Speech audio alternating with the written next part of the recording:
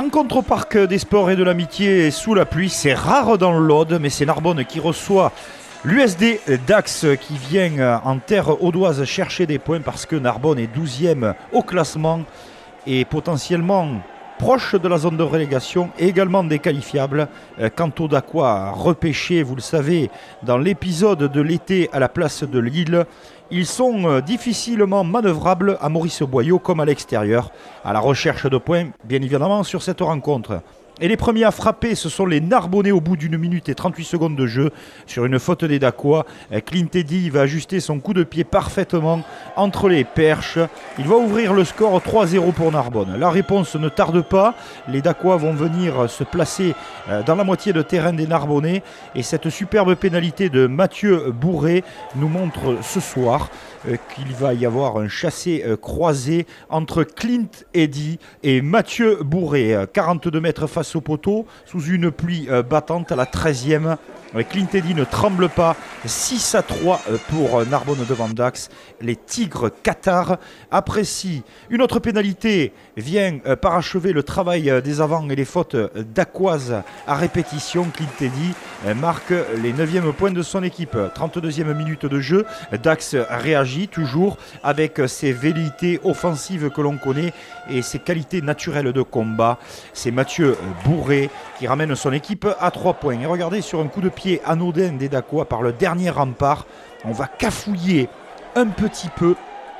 On va lancer le ballon sur Pierre-Alexandre Duth qui retrouve son centre, qui lâche sur les extérieurs. Cafouillage complet des Narbonnais. Le ballon va être récupéré par les Dacois. On va le faire vivre par l'intermédiaire de Blonka sur les extérieurs rapidement. Et les Narbonnais vont frôler la correctionnelle sur ce coup de pied rasant qui ne trouve pas Mathieu Bourré. Mais Mathieu Bourré est toujours présent au pied pour ramener son équipe à égalité. On va tourner sur un score de parité. 9 partout à la mi-temps.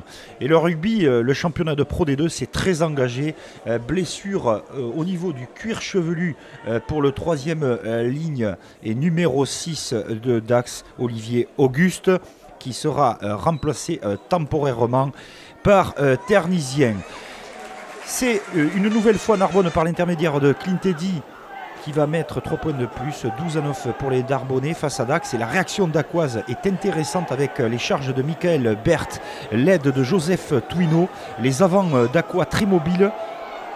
Mais les Narbonnais contestent auprès de monsieur l'arbitre qui va accorder une pénalité aux Dacois face aux perches pour la zone plaqueur-plaqué. On ne s'est pas sorti, vous l'avez vu clairement avec le geste de monsieur l'arbitre. Mathieu Bourré va ramener son équipe à 12 partout, il est face au poteau. On est presque à l'heure de jeu et le public retient son souffle. Les Narbonnais se remettent au travail. Forcément, on va se retrouver et resserrer avec les avants, créer le déséquilibre défensif dans la défense. On va retrouver toujours le bouillonnant centre Clint Eddy. Très bon au pied ce soir, mais également dans l'animation offensive. Et là, la feinte de passe pour Pierre-Alexandre Duth qui va dans l'embut.